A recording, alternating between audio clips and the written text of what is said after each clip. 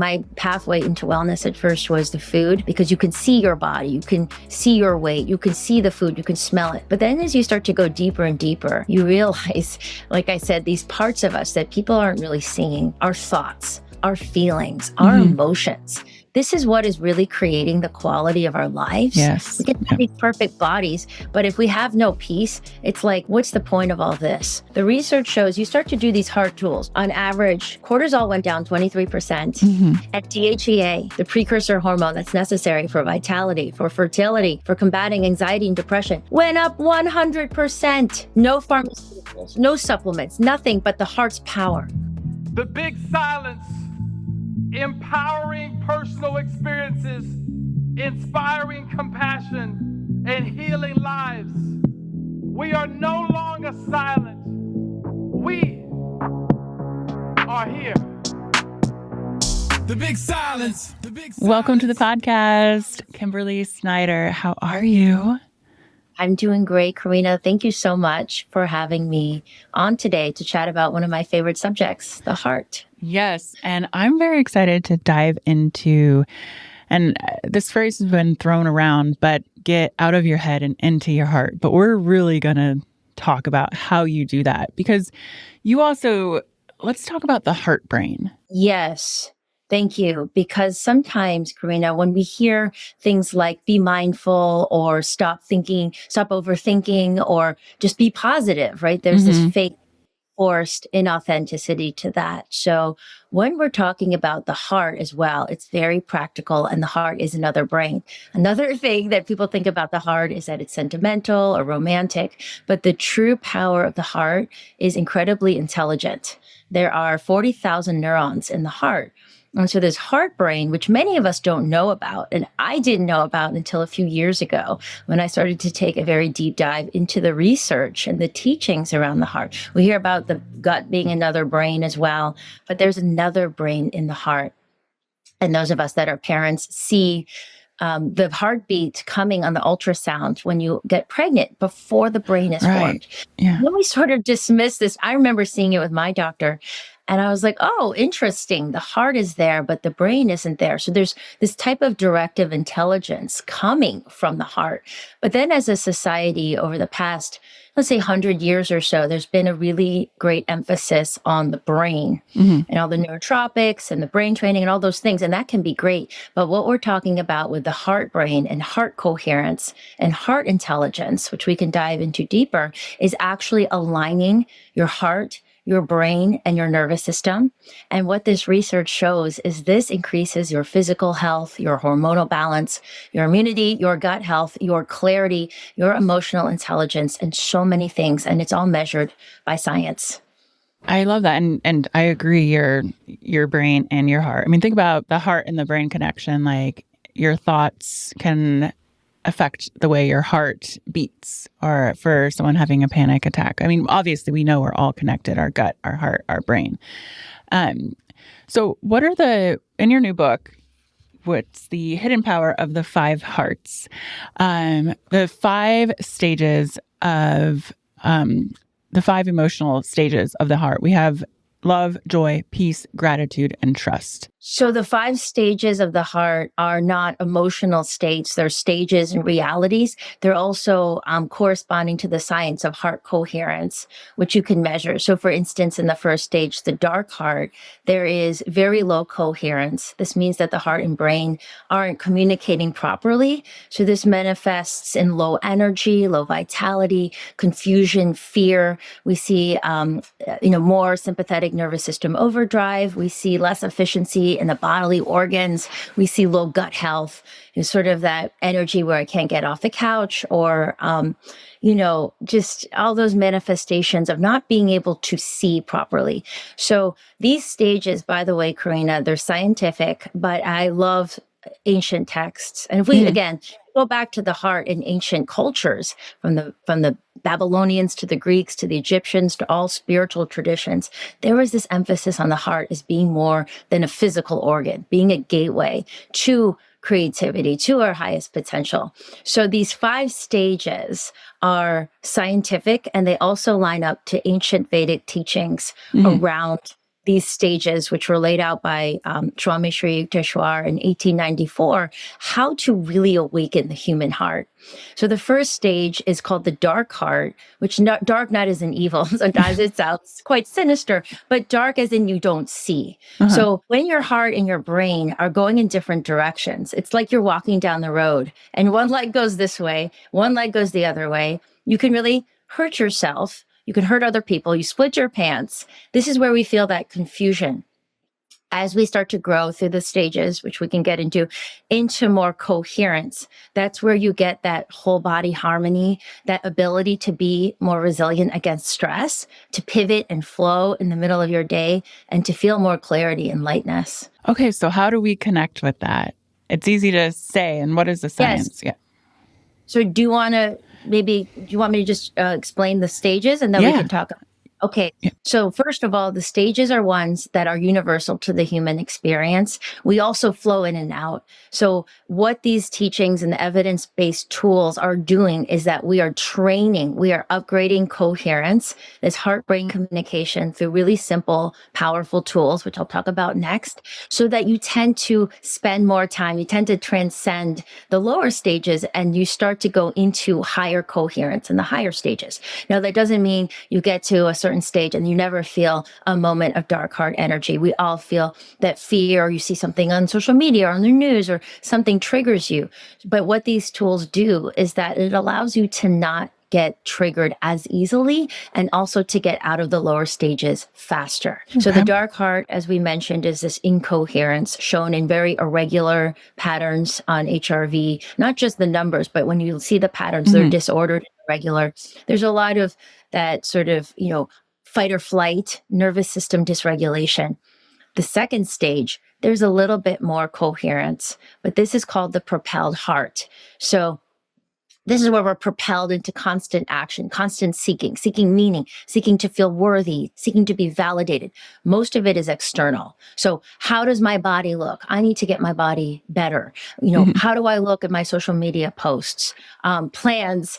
I'm supposed to be married and have 3 kids by the time I'm 35. I'm supposed to be making this much money, right? So there's this constant movement. We see a lot of society in this heart stage. But it also manifests in restlessness, never content, burnout, always on, anxiety, insomnia, digestive issues, inflammation, that never peaceful, just always running because everything is so externally oriented. So then stage 3 is known as the steady heart. And what this means scientifically is that you start to actually have more coherence. So now the heart and brain are starting to line up in your nervous system. So there's more inner security. There's less reactivity. The amygdalas, on both hemispheres of the brain, which store emotional experiences, and it's like trying to make sense of the world. When we unlock and we start to go into the heart, you actually start to reprogram. You can start to rewire these neural networks, not just in the brain, but between the heart and the brain. So instead of being so attached to things, right? And I started to wake up to how many attachments I had. I need you to understand me. I need you to agree with my opinion. I need you to like my TikTok post or whatever it is. You start to just feel more of this self-sustaining love, peace, lightness, just this calmness coming from inside of you. And so all the things that we've been taught, love yourself or validate yourself or be easier on yourself, it's very hard to do when you're up in your head. So what this work does is we are going to a different place to find the solution than where the problem is, which in this case is the overthinking mind, feeding us all the self-doubt, feeding us all the confusion and overthinking. Now coherence starts to grow when you come into the heart. And then the 4th stage is known as the devoted heart. So this is where coherence gets really high. This is a high state of heart awakening. So heart and brain are really starting to turn on. This awakens your intuition, which is measurable at very high levels of intuition, emotional intelligence. You become more devoted to the inner heart qualities like the compassion and peace, connection, love, care. But ironically, because there's so much coherence, and this can be measured by magnetometers, actually measure your heart field, things tend to work out better. People tend to want to be around you. You're drawing people and opportunities towards you. And then finally, the fifth stage is known as the clear heart. This is known as heart-brain harmony. This is when you really feel those flow states, which we could all access when you're, washing the dishes and you're not really thinking, you're just sort of there, or you look into the eyes of a loved one or a pet, and you move beyond thinking. Eckhart Tolle always says to go beyond thinking. I loved it, his teachings, but I never knew how to do that. As you awaken the heart brain and you start to harness it to the brain up here, and then also the gut brain, which I talk about in the Hidden Power of the Five Hearts, you create this incredible full body, full being harmony, which naturally it starts to optimize and empower your thoughts and also create emotional balance as well as physical health. Okay, so all of this sounds like what all of us want to achieve. So how do we get there? In surprisingly simple ways. Yeah. So a lot of the practices in the book, Karena, are done in 3 to 10 seconds in the middle of your day. So I want to get that clear, because sometimes we read about things or new workout or whatever it is. It's like, oh, great, but you have to spend hours of your time. He did. So a lot of these practices, and I'll teach you one in just a moment, but you learn how to do this in the middle of your day. So what happens is you start to build what's called your coherence capacity. Your baseline starts to grow and grow. We also did a formal research study with the Heart Math Institute, who's been studying heart-brain communication for over 30 years. It was called the Heart Aligned Meditation. So this is a 8-minute practice. So this is a one practice that you do separate to life, but many of them, Heart Aligned Harmonize in Life, Heart Aligned Steady in Life, are dealing with emotions and stress in the middle of your day. But this particular practice, we brought 30 people into the lab. We measured their HRV patterns, not just their numbers, but their patterns with sensitive equipment, professional equipment known as the M-Wave Pro. We gave them this meditation tract, and all we said was, please practice this 4 to 5 times a week on your own. Then in 30 days, we brought them back and we measured, again, their HRV patterns. And in 30 days, on average, coherence went up 29%. 29%. So we're talking in as little as 32 minutes a week doing this practice of starting to turn on your heart brain. So it incorporates a lot of this incredible research, which has been laid out in all these journals. There's over 500 research papers on the heart brain. So for instance, one of the first things we do you want to do the practice now? Can we please? Yeah. A little. Okay. Is this the Heartline? What I was reading about the Heartline Harmonized method, or different? This one is the Heart Aligned Meditation. Okay. Yep. So we will do an abbreviated version. Okay. I'll say it on mysaluna.com/5heartsbook. Okay. There are tracks of the meditation paired with Coherence building music, which are free and available for everyone, because music can also help to put us in a more coherent state, which again, just feels like that flow, that lining up inside of yourself. So, but we'll do a 1-minute abbreviated practice, because so much of this heart work is not just to be talked about, but to be experienced. Yeah. And I think it's important to point out too, like 1 minute, 2 minutes, it can be so brief. I think there's a lot of intimidation around meditation, and yet just what you said, 32 minutes a week could be life-changing. It can truly be life-changing. I will say that my life changed so much by writing this book and this work. This is my 8th book, and I've been in wellness for, over going on 14 years. I didn't know about this stuff until a few years ago. So whilst I had, I eat organic food, I eat a really clean diet, I wear blue light blocking glasses, I use non-toxic products, all the things that were taught in wellness, this was a huge, huge missing part of the puzzle. So I would say that my energy went up on a daily basis on average. I'm not kidding, 60 or 70%. I think we could all use that. Well, you know what it is, Karena? It's the unseen things, right? So like Dr. McCready, who ran the research study with me, he says emotions run the show. That's what really stress is, the emotions attached to it. 2 minutes of irritation puts into motion 1,500 different biochemical processes that ultimately drain your energy. So again, whilst I was eating well and doing all the things, in the middle of the day, it's like, the little irritations. I was expecting this traffic. I didn't like that email that came in. what did she mean when she texted me like this, right? It just starts to create these little moments of incoherence, which add up, and they're not such little moments. All of this drains our energy. All of this ages us more quickly. All of this weighs us down in so many measurable ways. So it's so powerful. And also, I'll say before we do the practice that my relationship with my husband, I would say, got about 90% better. Because whilst there was all the big love, right? There's the big love and then there's daily life. It's the little frictions, like, oh, he's leaving the dirty socks on the floor again. Oh, yeah. The parts in our brain that assign so much personal significance to that, like he's not listening to me, he's not respecting me, like all the little things. Instead of the heart sees things more expansively. It sees, instead of, ego and mind keeps things really literal, keeps us small in these small thoughts. The heart is expansive. It finds a way to really see through to someone's heart, to their true intentions. And so it starts to bridge. Communication deepens. There's more emotional intelligence, and relationships definitely deepen as well. All right, So, let's do it. Ready now? Yes. Okay, so everyone, please go ahead and close your eyes unless you're driving. You can come back to this later, but you'll still get some benefit if you want to practice this with your eyes closed, or eyes open as well. So get comfy. So for me, that means sometimes I do a few neck rolls or shoulder rolls, shift around a little bit till your body is nice and comfy in its seat. And now straight away, we're going to shift our attention to our hearts. So right in the center of your chest, your physical heart and your energetic heart. If you feel called to place one or both hands on your heart, you can do that.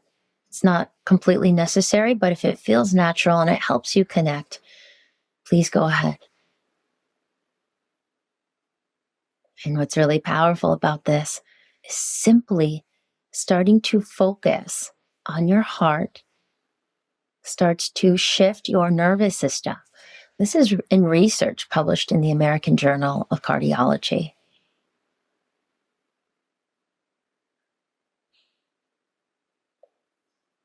And now, keeping your awareness on your heart, I'd like you to take some deep breaths in and out,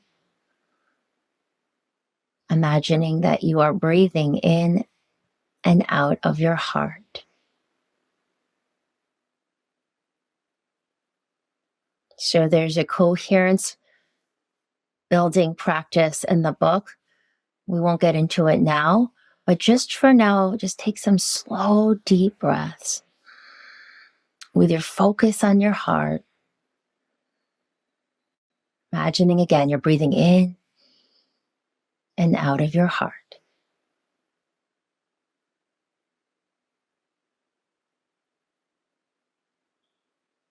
And now I'd like you to recall someone or something that makes you feel appreciation, which is an energy. It's a mix of gratitude and approval, thankfulness, and awe. It could be a loved one or a beautiful sunset that you saw on a trip, a pet, whatever makes you feel that expansive energy, which also feels to me a little tingly, a little warm. And then you're going to focus on that feeling in your heart for just a few moments.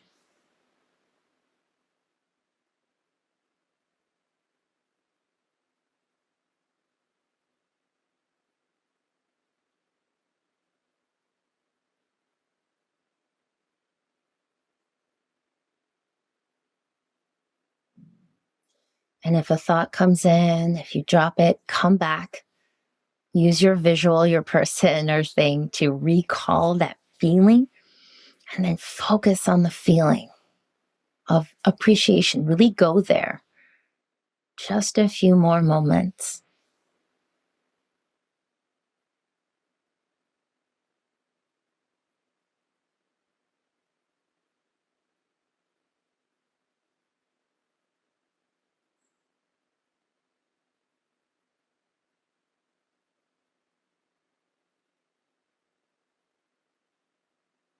And then take one more deep breath in and out of your heart.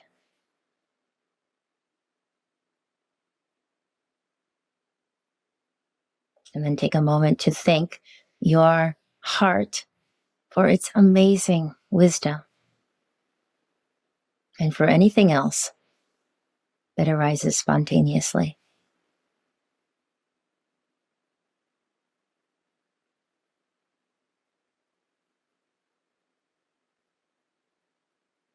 And now when you're ready, you can start to float your eyes open. And of course, the calmness feels so good. Just breathing. I've never had the language of breathing from your heart, or, feeling it's like you inhale in your lungs and you fill them up and you exhale, but it's different when focusing on the heart.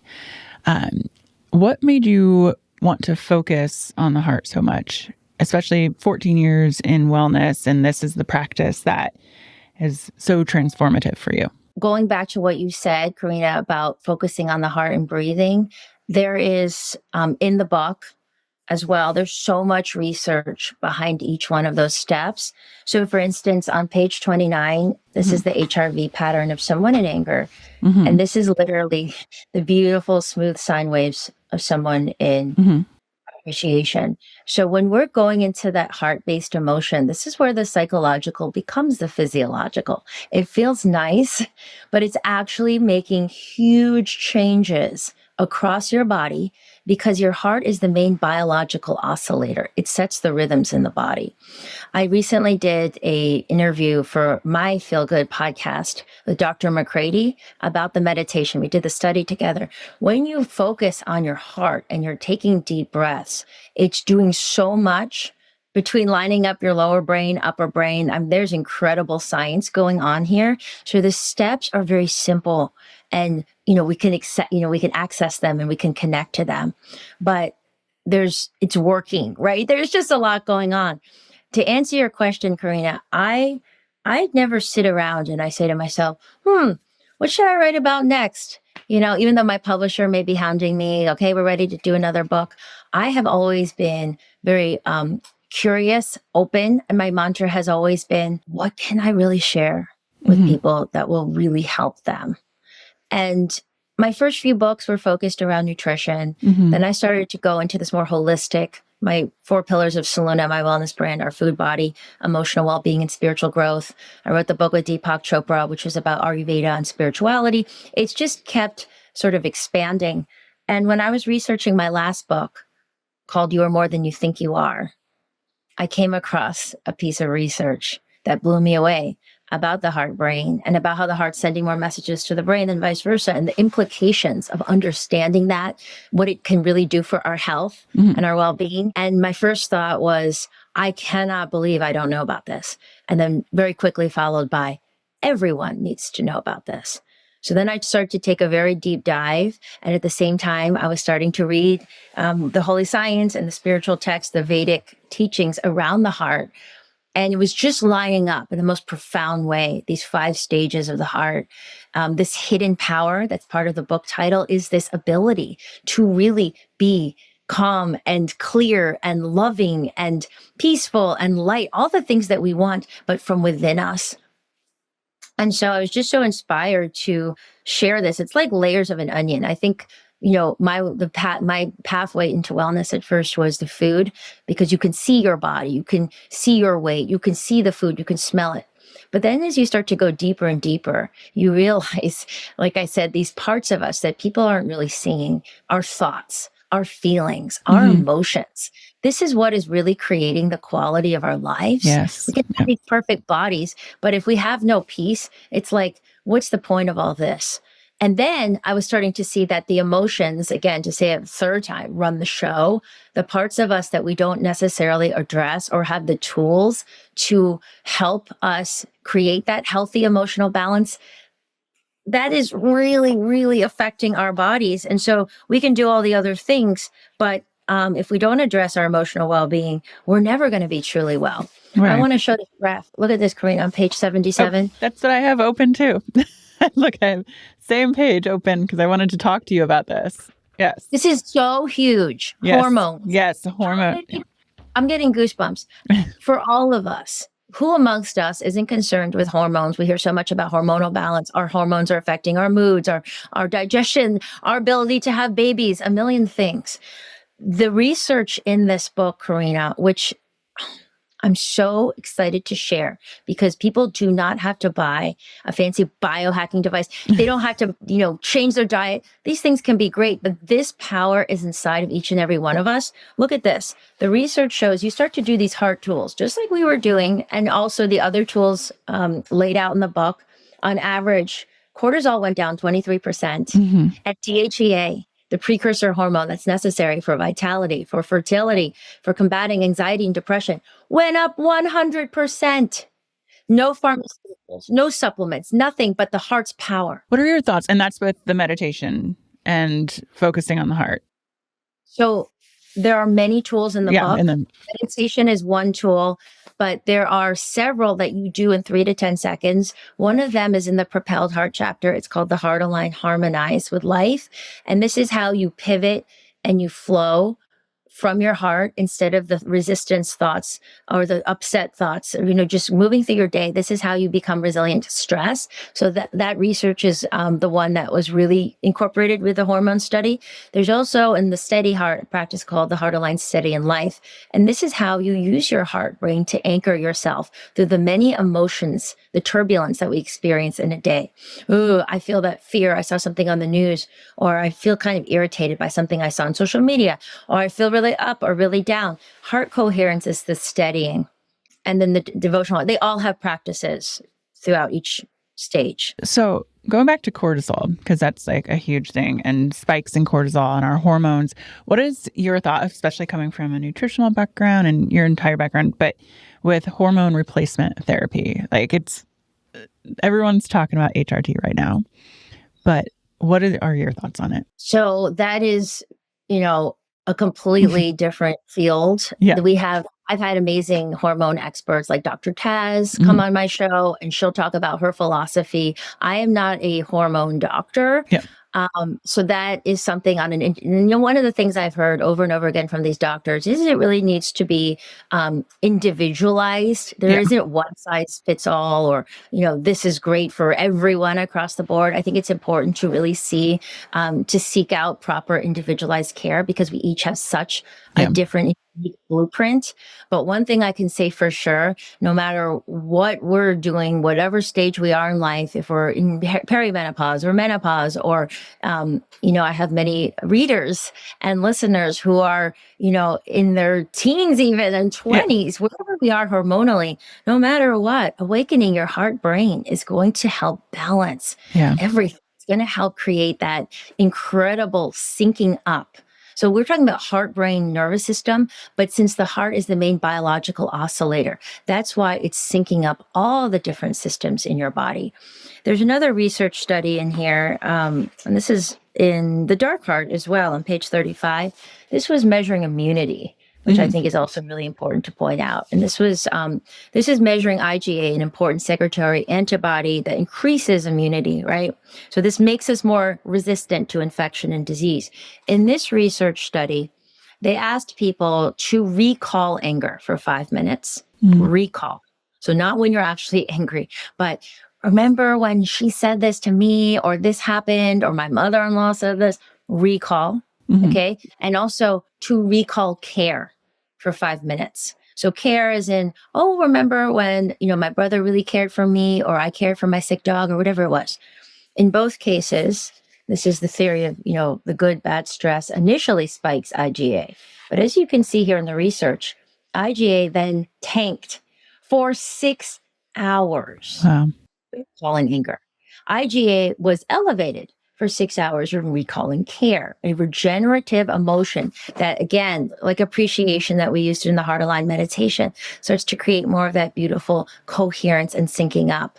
So anger is that fragmented, disordered, suddenly I'm in fight or flight instead of rest and digest. Suddenly, everything is just being drained. There's literally circulation and blood flow being pulled out of your GI tract. So many things are happening inside. So when we start to be aware of this incredibly powerful information. This is true empowerment to me. It's called the book, The Hidden Power, because I think we give our power away time and time again without realizing it. When we let other people upset us, when we let things on the outside world, whether it's the news or different conversations or social media, take our peace away, take away our focus, our clarity, we're draining our health, right? So our ability to really be powerful means staying resilient, centered in ourselves. And that's the power of the heart. The heart is right here, energetically, physically. It's the center of our being.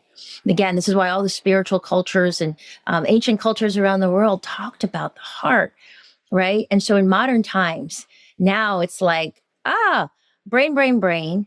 But what my intention with this book is to say, hey, heart and brain can work together. Mm-hmm. And also, Karena, what most people think is the heart is not the heart.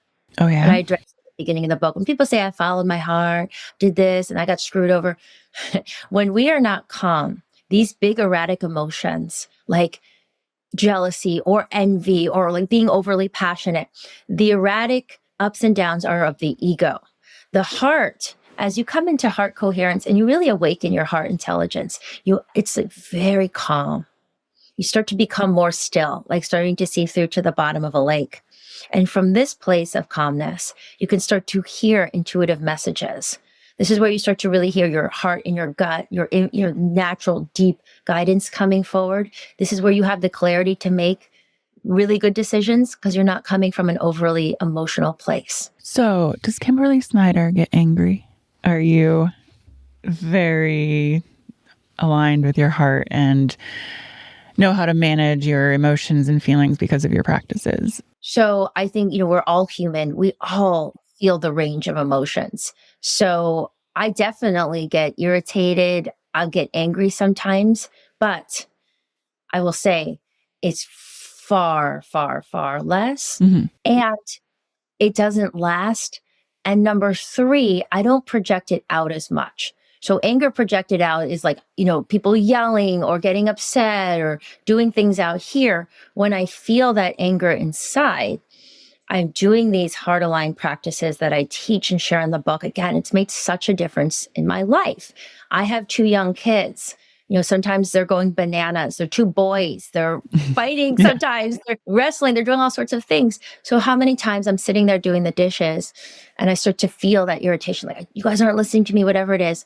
But I center myself. This is where the heart aligned steady in life practice is so powerful. And I let those big emotions wash through because I don't want to project anger out. Doesn't mean I never feel it, but I don't want to project it out. And then I center myself, I become coherent.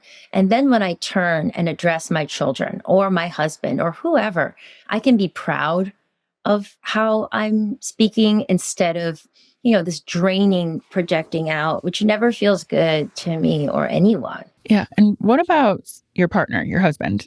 Does he have these same practices? Or, because I know with my husband, he's not into meditation. We have different practices, but yes. we live together. And I think that a lot of times as we are an example, they sometimes, would follow along a little bit. But how does that with your partner?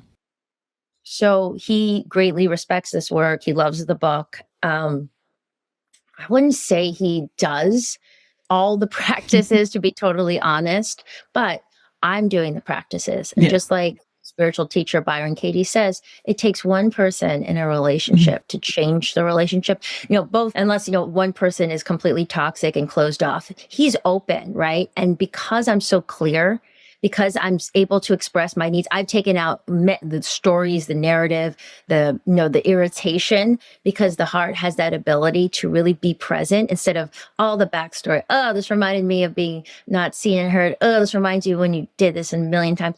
Being right here, I've changed. So our relationship has changed so much. And it's really powerful. And the other thing about coherence, and we didn't even talk about this, is that all heart fields intersect. So this is also measured in science. This is really powerful for creating the life that you want. We can all say, I want a partner. I want a better job. I want this or that. But energy doesn't lie. So it's actually broadcast out of your heart field. This is a picture of the torus field. This is on page 45. So just like, when you get an EKG, it's measuring electromagnetic frequencies. In a similar manner, you can measure the frequency of the heart field, which projects out 8 to 10 feet. And it's the most powerful field generated by the body. It's 100 times stronger than the brain. So your emotions, whether you're angry and you paint on a fake happy face, whatever it is, your emotions are registered by people around you. And the more coherent you become, the stronger your field is, the more harmonious. Literally, the more people are drawn into you. So that person may say, hey, I want to get to know you. I want to ask you out on the second date, or what are you working on? I want to help you. This is why we could tell that story if you want, Karena. My whole story about writing the book with Deepak Chopra came to be because we're all magnets. We're all emitting energy. So once I become more coherent, it's helped my kids become more coherent. And I also wrote a book about this for kids called Chilla Gorilla and Lanky Lemur Journey to the Heart. That my kids practice, coming in, very simple, breathing in, remembering there's peace here. Emotions will come and go. So it's a really fun journey doing a kid's book too. And then my husband's more coherent because I'm more coherent. Yes, absolutely. So you've been in wellness for 14 years. I want to go and learn more about you and what led you to wellness, to becoming a nutritionist, and then all of these 8 books. What was your life like before? Did something happen where you had this pivotal moment of, I want to make a change. I want to live my best life. This is what I'm going to do. So I think that many of us, if you dig down, I could say for myself, there is the impetus was first alleviating personal suffering. So what I mean by that is growing up, I never really felt comfortable within my body, within myself, lots of anxiety, insecurities. I'm half Asian and I grew up in a completely Caucasian town in Connecticut, which did inform a lot of my experience, I think, because I was always the exotic one or the different one. And I didn't want to be different. When you're a kid, you don't want that. So there's this level of discomfort and then perfectionism, always wanting to be number one in my class, which then parlayed into eating disorders and bloating and acne. I just had so many things going on. So I went into college with a partial science and math scholarship. I was always interested in the body, interested in biology. But after interning in a hospital one summer, I realized it was not my path. But it was always this passion in there. And then after I left college, I ended up traveling for 3 years around the world. And this was a huge part of the journey because I was out of that achievement mindset. I was so open. I was in all these cultures where it wasn't about weight and dieting. I was in Africa, mostly in Asia, different perspective of wellness and energy and beauty. And when I was in India is when I really started to come across yoga and meditation and this oneness. I came across the teachings of Paramahansa Yogananda, who brought yoga to the West. And it was such a different framework from how I grew up. So anyways, it started to set me on this journey. I came back and I was, again, the pathway was still very physical and how I was starting to go about my work. I went back to nutrition school and I was teaching yoga. And it was still that same mantra. I'm so excited to share, blah, blah, blah. And so I was writing about my travels. It was like a travel blog at first in food. And all I did was tell my yoga students in New York City, and I taught pretty big classes, but it just started spreading throughout New York City.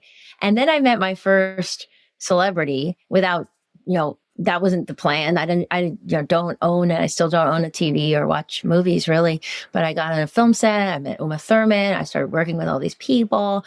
I ended up moving to LA because I was working with all these big clients. I was movie sets, doing book deals, national television. There wasn't a plan, but there was the passionate, authentic, I'm healing myself.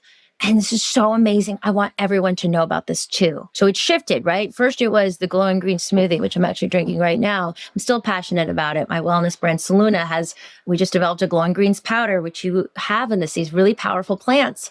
And by the way, in the book, in the 5 Hearts, There is an embodiment section in each chapter which talks about helpful foods and practices because it all works together. So when you're eating a certain way and you're living a certain lifestyle, you're not having sugar or seed oils all day, your body is more receptive to coherence, to awakening the heart.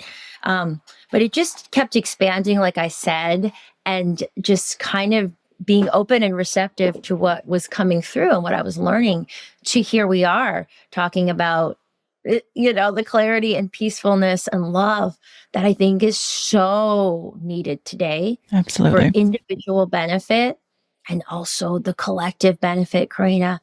One of the teachings says in the Vedic text, in which Swami Sri Yukteswar, who's the guru to Paramahansa Yogananda, says the dark ages, there's these periods of time. You could say we're in a dark age right now, but the more people come into their hearts and awaken into this more unified way of living and being, starting with self and then with others, we start to usher in a new age known as the Satya Yuga, where there will be more connection and love and peace and harmony. And yes, as you mentioned, it's right now, it's so needed. And I think that listening to you and my story, your story, overcoming extreme anxiety and living in purpose, and I'm not following your heart, but what we were talking about in the beginning, it is possible. Oh, absolutely following your heart, your true heart, your true heart, not the right. Yeah. But it is possible. So anyone listening who feels lost or they're living in a constant state of fight or flight and anxiety,